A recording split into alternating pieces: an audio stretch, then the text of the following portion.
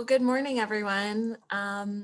Thanks so much for joining us this morning for this video forum on the 2020 census, confronting facts and impact. So I know us panelists really wish that we could have been with you in person this morning, but we're all adjusting to life right now, and we are doing this as a video forum. And so thank you to those of you who are joining us here on the Zoom call, or if you're joining us on Facebook Live, or any way that you're finding this video, thanks for watching.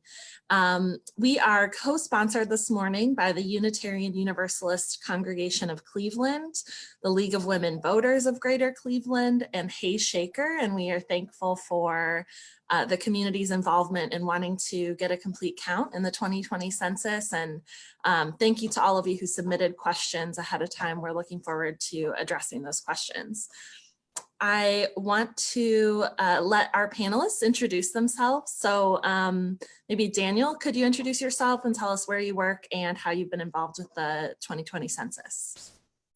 Well, thanks, Kate, and good morning, everyone. My name is Daniel Ortiz. I am the Outreach Director at Policy Matters Ohio, and I've been involved in the census work for over a year now in many ways, but one specifically is I'm working with the Cuyahoga County Complete Count Committee, and I'm the co-chair on Hard to Count Communities subcommittee. So very glad to be here.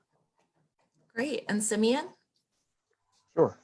Hello, my name is Simeon Best, and I am the program administrator for Cuyahoga Count, which is our 2020 Census Complete Count Committee. And so I'm helping to lead the charge for the county. Our County Executive Armin Budish and Dr. Jerry Sue Thornton are the co-chairs of the committee. And so just pleased to be here and really want to get a complete count for Cuyahoga. Thank you for having me. Great. And my name is Kate Warren. I am a research associate at the Center for Community Solutions, which is a local think tank. And I have been participating in the City of Cleveland's Complete Count Committee for the last year or so, and have been involved with the Community Engagement Subcommittee. And also through my work, I use census data a lot. And so I am very aware of the many ways that it is important for our communities and for research and for all sorts of things. And we will get to that this morning, I'm sure.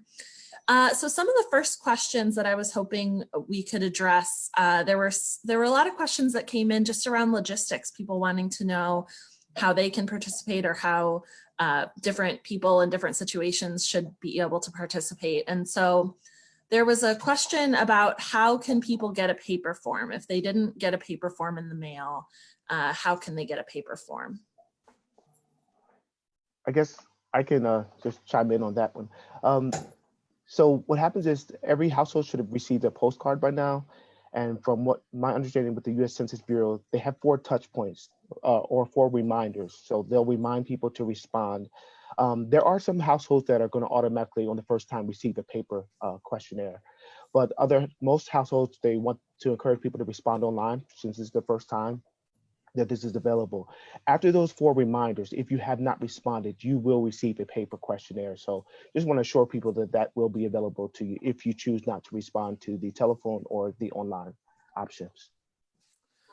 Right. And do either of you know, someone asked a question about common mistakes that the Census Bureau might see on those paper forms. Do you know what things people should look for to make sure they're filling out that paper form correctly?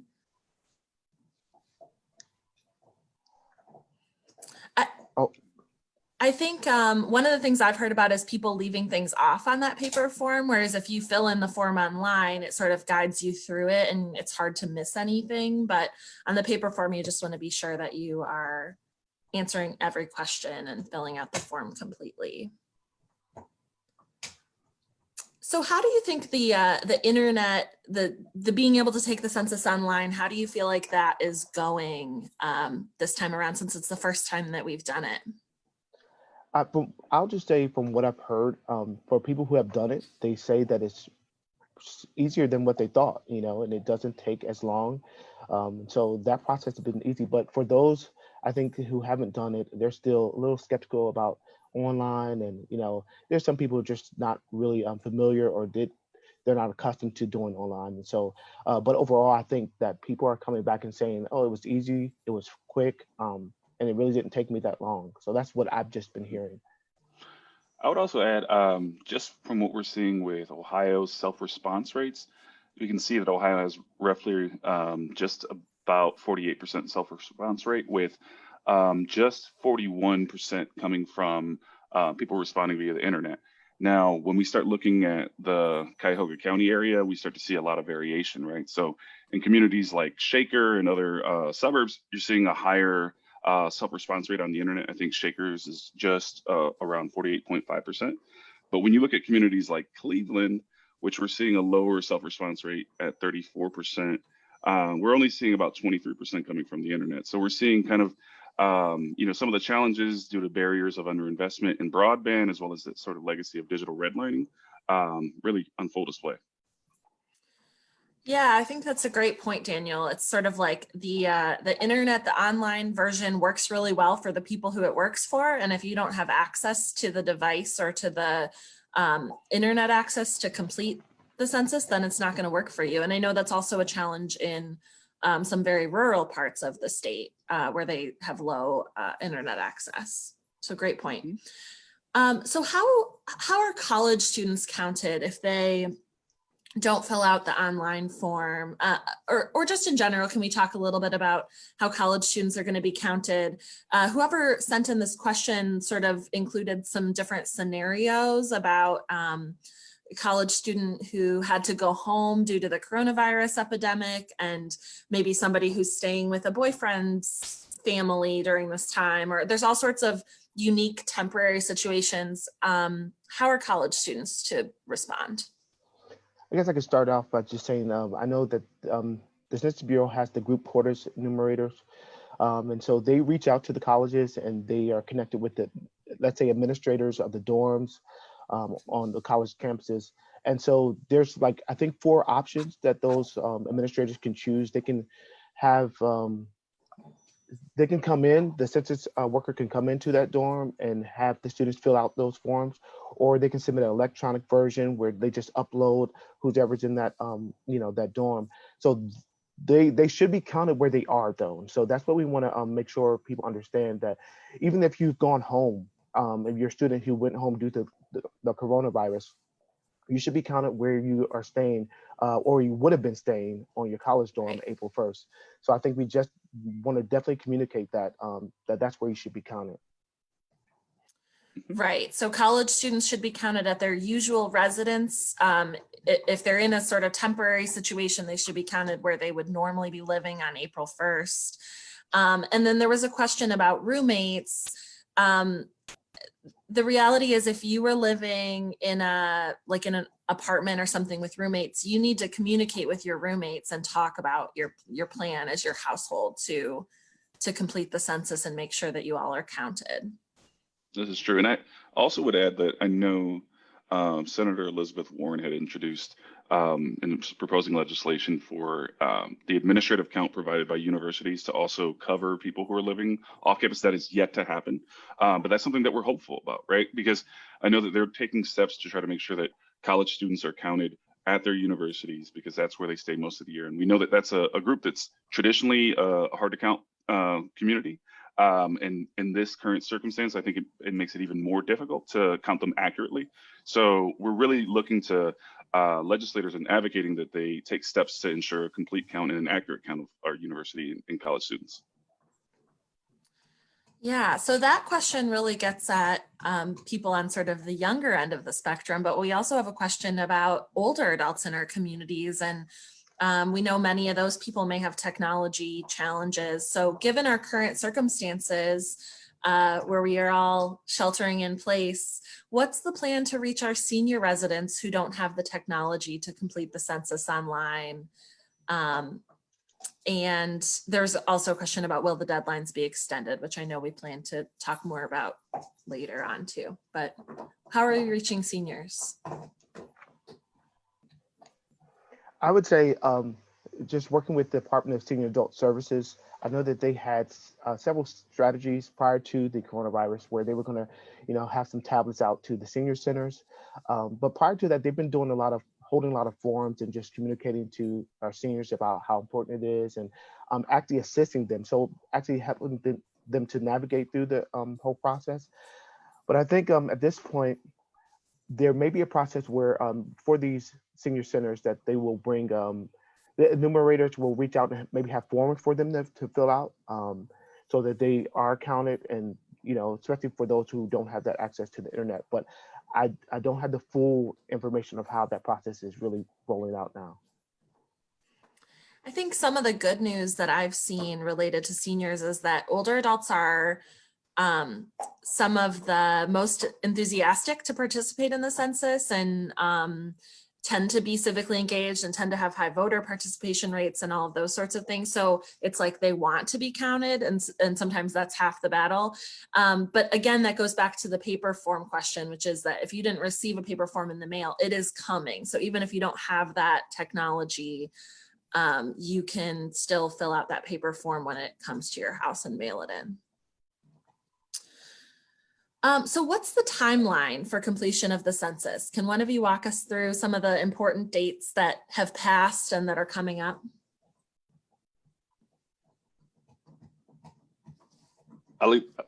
Simeon, you want to kick us off? Sure. Okay. Well, so we knew April 1st was Census Day. We knew March 20th. So going back a little bit further, everyone was going to start receiving the postcards to their houses. So those were like our important dates.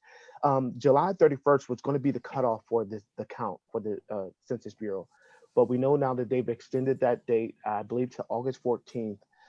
Again, the coronavirus has pushed a lot of these things back. So they suspended the field operations for now. And I think is there a new date that they're maybe looking at? But again, everything is changing, and it's like a fluid process now because we just don't know, how long this coronavirus will be out here. So I'll start it out, and somebody else can pick up. Yeah, no, I appreciate that, and I think it's continuing to monitor for ongoing guidance. That's really the strategy that I'm employing, and I think for those of us who've been involved in the census over the past year, we've known that just things have consistently been changing. So it's important to have good sources of who you're following for census news. One reporter who I think is providing invaluable knowledge and tracking is Hansilo Wang from NPR. But in addition to following his reporting, I would also encourage folks to follow the census's own press releases. If you go to census.gov/newsroom, you'll be able to track all the different releases they're putting out. And I think just making sure that you're staying on top of what's the newest information will probably give you the best sense of what that timeline is, because I think it's going to be evolving. Yeah, and I do think, we can think about those deadlines, but now is the time to participate in the census. If you haven't participated yet, now is the time. Those deadlines are really the time that it will take for the field operations to do their work. And there's a big question mark on how that will look because of the pandemic. And so now's the time for you to participate and to encourage your neighbors and the people sort of in your sphere of influence to participate. Mm-hmm. We had a question in the chat, which reminds me to let all of our participants know, if you're on the Zoom call, you can type questions in the chat and we will be sure to address them. The question is, I know a young woman who is a dreamer and she is afraid to fill out the census form. What should I tell her? No, I think that fear is totally understandable, but I think encouraging that young woman to fill this out and being clear about two things. One, the census and the decennial census is providing statistical data, not individual data, to our government. So that means that there's no individual level data that will be shared for at least 72 years. And I think going over some of the protections of our data in response to the census is important because there are a lot of people from a lot of different reasons who may have concerns or issues of trust with the government. But I also do think that, reinforcing how important this data is to making sure that all of our communities can thrive and that we can, be accurately counted and represented. So that way we receive, proper allotment of resources for a variety of different programs that look at that statistical data, right? So making sure that your household is counted is important so that way your community is appropriately funded in so many different ways. Yeah, that's a great point. I think there are just a lot of trust issues around the census and sort of getting at those and having people who people trust tell them good, true information about the census is really important.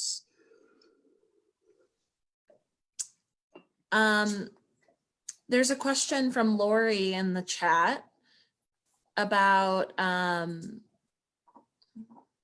not sure I understand the second part of this question, but it's asking, why do they ask all of the questions about where your family came from, your origins? And we received some of those questions ahead of time too, with people who are wondering, why does the Census Bureau care about our race? Why can't they just get a head count? Why are they interested in our origins? So what do you all think? I have many thoughts. I'll just start with, I think, when we start looking at the just broader question of race and ethnicity in the census, it's a very deep and complex history that we should, just say that it has a richness that people should understand and more fully look at how questions around race and ethnicity have evolved and changed over each census. That said, I think to the specific point, we're seeing for the first time for folks who are marking white that they're being asked to then specify anything additional. And I think for others who traditionally don't mark white, this has been something, especially in the Latinx community, when we look at Hispanic Latino as an ethnicity, and something that then also has a follow-up supplemental question around race that sometimes causes confusion and people asking questions. And it's something that we have to look at, again, the implications of the politics behind the census and that question, but making sure that our communities are fully represented and that we aren't diminishing any aspect of our community's identity, whether that's multiracial identities or multi-ethnic identities. When we're talking about folks who may mark white but may be coming from mixed ethnic heritage, making sure that you have space to put that there. But as to the importance of that data, I think when we look at the significance of race and ethnicity data, we, again, use this as the baseline of all the statistical data that is then further enhanced with the American Communities Survey and other census data that really gives us clearer snapshots of like how our communities are doing and which communities may be disproportionately doing well or doing poorly on a given set of indexes and metrics. So, without an understanding of race and ethnicity, it makes it very difficult to be able to see problems that may be even more persistent across racial or ethnic lines. Yeah, those are great points. I also saw from the Census Bureau, they sort of address this question directly on their website. And some of the things that they point out is that race data are used to establish and evaluate guidelines for affirmative action plans under the Federal Equal Opportunity Recruitment Program. They monitor compliance with the Voting Rights Act.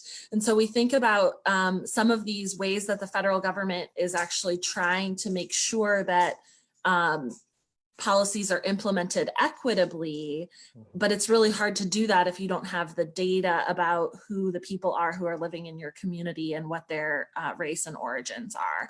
But I also think it's like this interesting philosophical thing. I've had friends contact me who are white and say, I don't know what my family's origins are, or it asks us to think more deeply, I think, about what race means and our identity.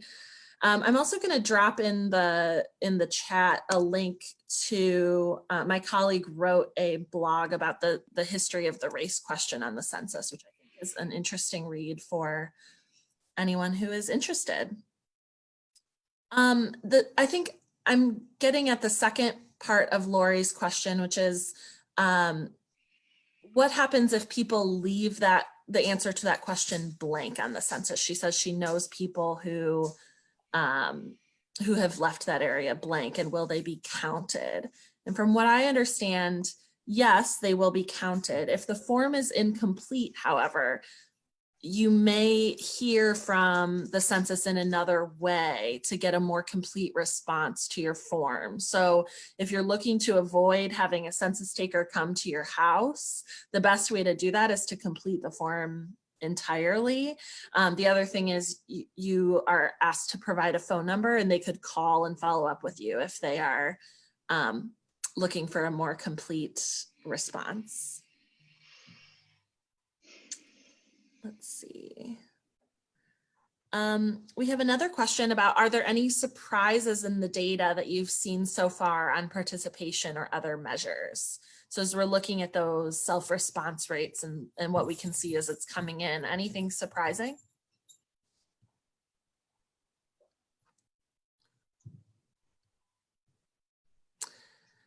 I think for myself, as I've been watching it, I think things align fairly well with what I've seen from last time. And when we think about the hard to count communities, so specifically in Cuyahoga County, let's see, I did pull up our response rates. Daniel already mentioned them.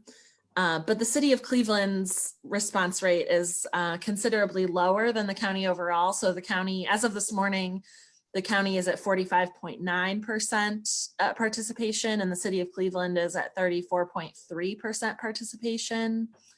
And so really where we have higher poverty and higher populations of communities of color, that's where we have really hard to count populations and need to do more outreach work and make sure that, that everyone's getting counted. I'll just add, with a lot of the work that I've been participating in outreach to the Hispanic and Latino community in greater Northeast Ohio, you know, we often do a lot of work with folks who have recently relocated from Puerto Rico. And looking at the self-response rates on the island of Puerto Rico, it's at 3%, which is glaringly low. So I think when we start looking at areas that we may want to work on maybe more specific culturally relevant outreach plans, this is something that we're going to continue to do a hard pivot, especially knowing that we're having to do all this digitally and working with you know, a community of content creators and local folks who kind of have the voice and the connection in the community. But when we start to see, you know, numbers that are just alarming, I think that's something that, you know, we're taking into consideration.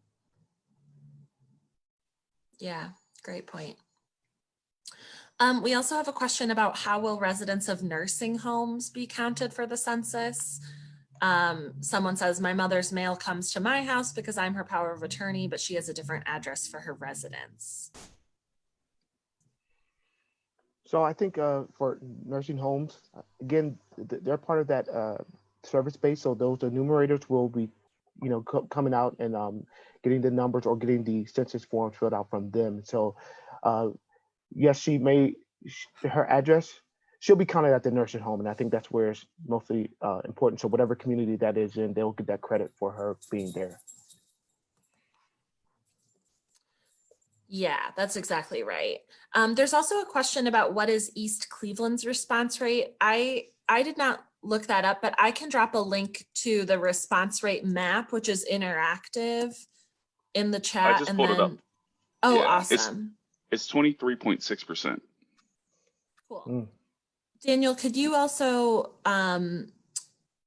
drop the link to the response rate map if folks want to go there and interact with it themselves? Sure. Awesome. Let's make sure. Okay. All right. The questions are rolling in. We have another question about, I want a paper form. How do I request one? So we've addressed this. You don't need to request one. One will come to your house if you have not participated online. It should be mailed to you automatically by the Census Bureau. And also a question about, is this a work opportunity? Can I still apply for a job with the Census Bureau? What's the update? I'll just share the information I read. You can still apply. They don't know when, again, everything will be rolling out, but you can still apply. They're still accepting applications because they do know that at some point we still need to get out and reach those people who have not responded online or by telephone. So yes, there's still opportunity to have employment with the Census Bureau. Great. We had a question about, how will I or others be able to verify a census taker who comes to your door? So we certainly want to be on high alert about the potential for being scammed. What are some things to look for to make sure that that person at your door is really from the Census Bureau?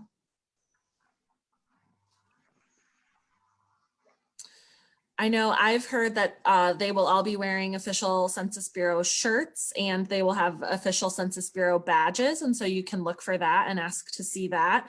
Also, a real census taker will never ask for your social security number. They will never ask for any information about your bank. They will never ask for information about political affiliation or party. And those are the same sorts of things that you can look for with websites that you may be visiting. You should only visit that official my2020census.gov website and put your information in there. But just know that the real census is not going to ask for that sort of private, personal, financial information. Yep.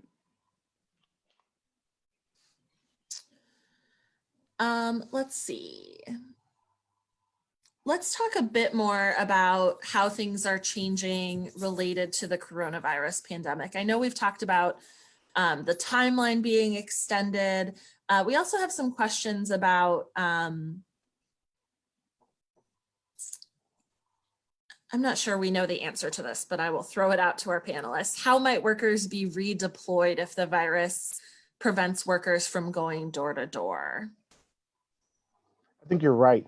As far as I don't think we know the answer to that. And I think, as Daniel mentioned earlier, we're watching, and we're looking at the news that is coming out from the trusted sources. So the Census Bureau, waiting to hear how they will re-strategize around getting people counted. Yeah, I would just say, I mean, I'm optimistic that they are proactive in this time and look toward additional strategies where they can do direct outreach via phone with some of the staff that they have, but we'll see. I think it's an ongoing situation, and we do need folks to not only be kind of the census heroes and making sure that other people in their communities know about this, but also advocates that are pushing local elected officials, as well as the to talk and directly communicate to the Census Bureau if they aren't meeting expectations. Yeah, and I appreciated in some of these questions that came in, like I think the church members who are sending these questions are themselves being creative and thinking about, okay, what are the ways that the government can reach people? What are the ways that we can reach people? I think this next question reflects that, which is that given the effects of COVID-19, can the census use data from government agencies, with Medicaid as an example, supporting low-income individuals? There were a couple questions about this, like, could we incentivize census participation by putting money in people's SNAP or giving Visa gift cards or something like that?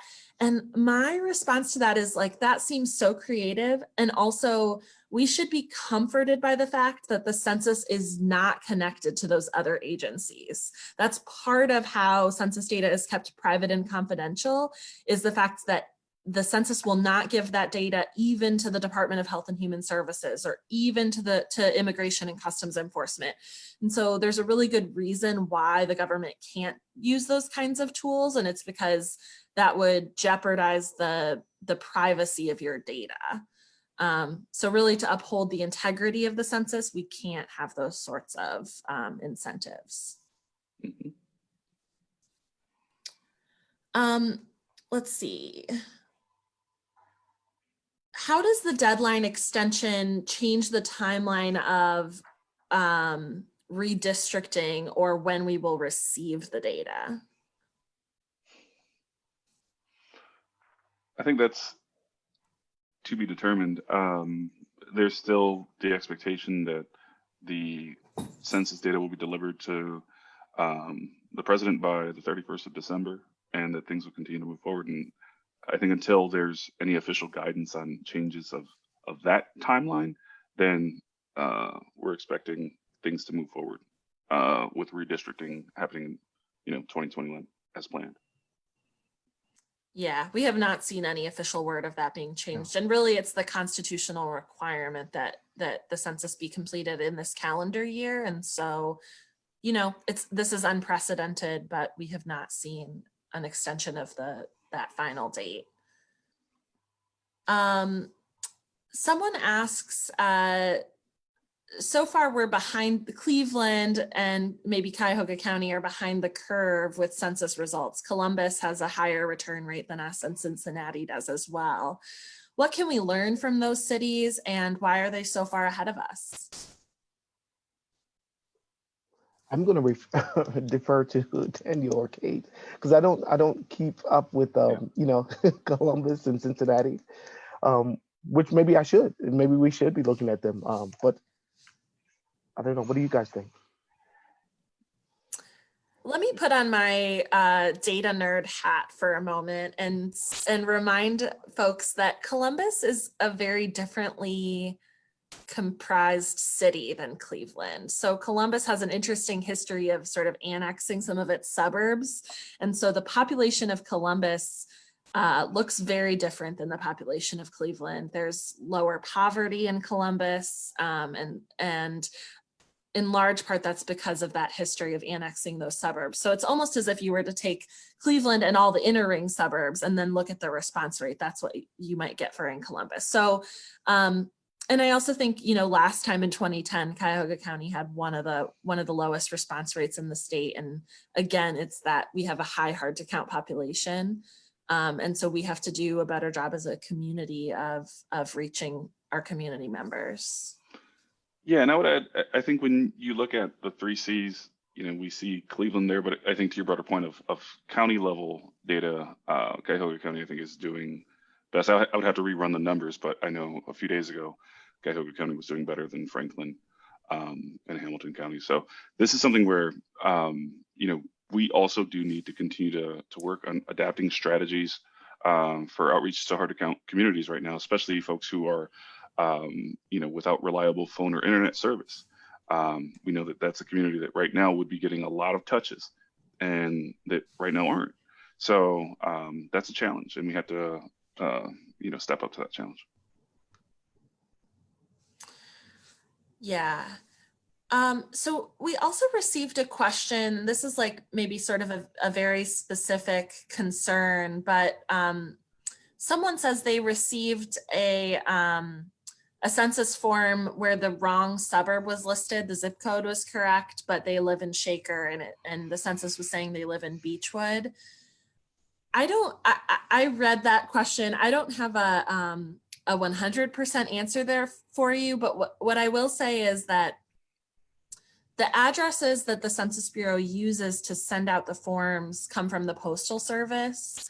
But the Census Bureau is very used to slicing and dicing this data in lots of different ways. So if you were counted at the address where you live, you were counted there. And then when they look at that by census tract or other geography, I would trust the Census Bureau to draw those lines in the correct place. It sounds like there's sort of a unique glitch with your post office there, would be my guess. Hey, Kate, I would also say, because I read that question, this is for people who haven't gone through the process yet. So if you know that that is happening, you can go on to the census, my2020census.gov, and don't put in your code. So then you can put in your correct address and the suburb, and then it'll submit that way. Yeah, that's a great point. I have heard from other people who had problems with their address that was on the form mailed to their house. And if you just don't enter that code, that might work better for folks. Let's see.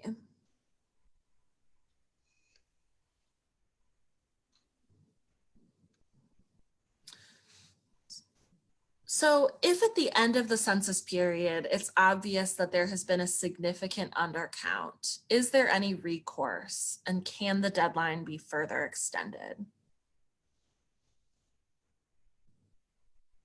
So what I had heard secondhand from another panelist that I was with at a recent event was that there is actually a way that states can challenge their census counts if they believe that they have been undercounted. I don't believe there's any precedent for that, however. So I'm not sure. Oh, go ahead, Daniel.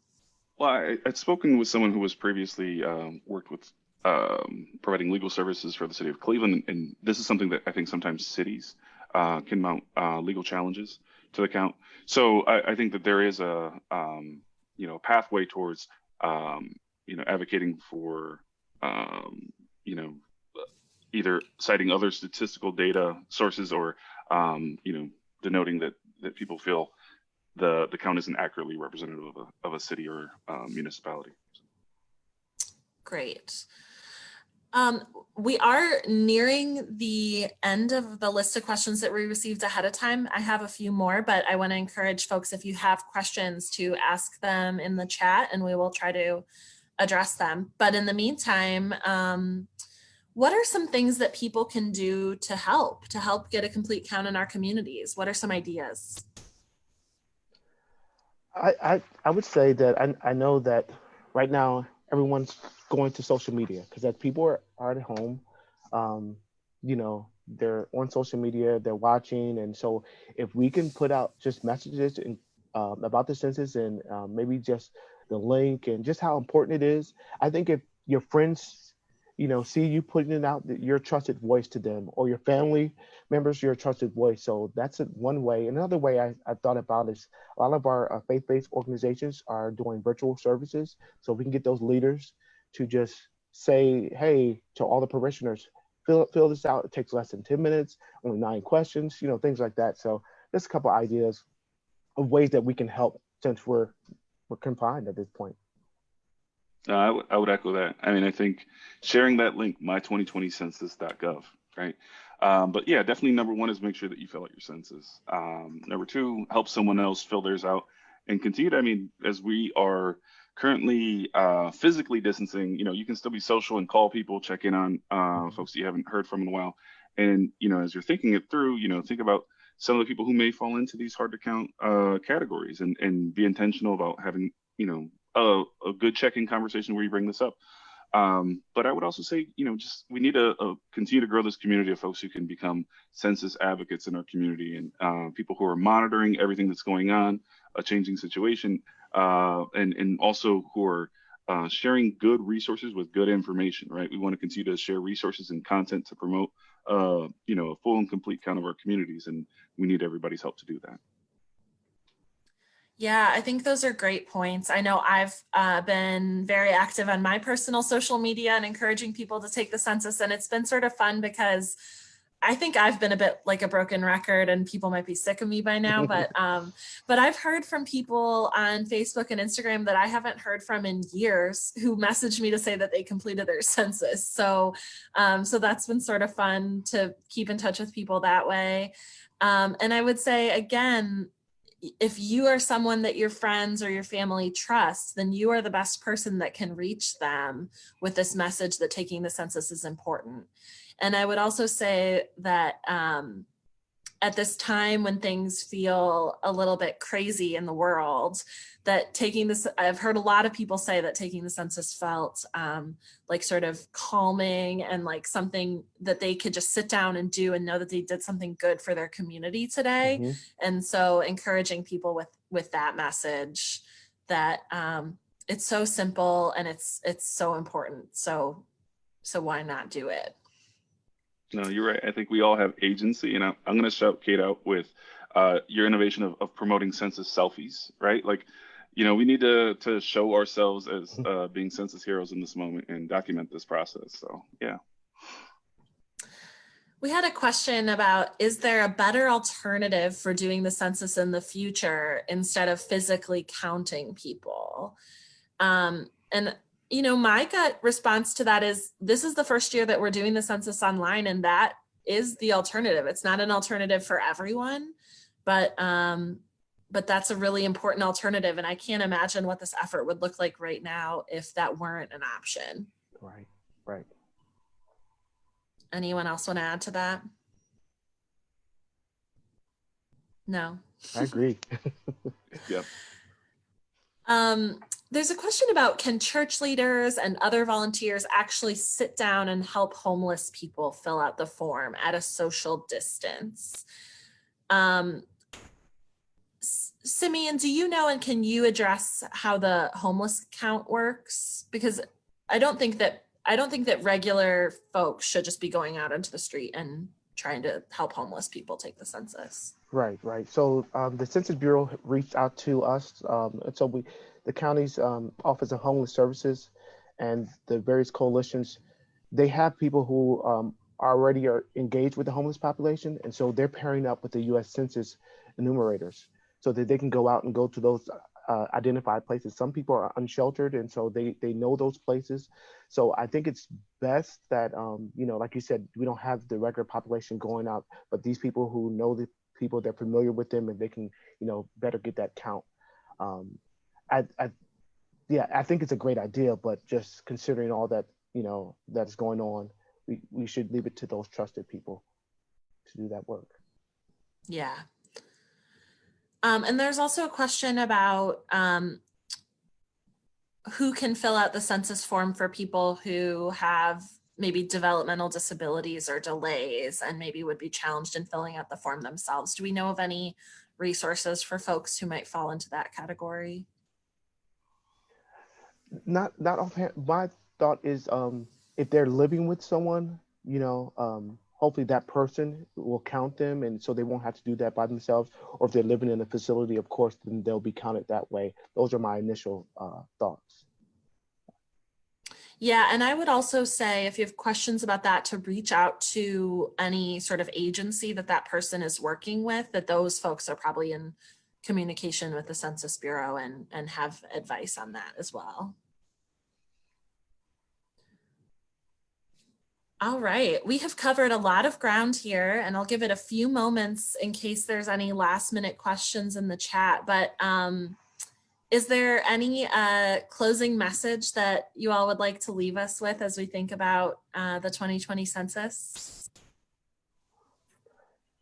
I guess I would say kind of what we already said. It's safe, it's important, it's easy. We have to do it. We should encourage our families. Let's hold our families and friends accountable, and be creative. Like you're showing the selfies. Let's be creative and really, you know, inspire people to really be counted, because it matters to all of us. And just yeah, I guess that I'll leave it there.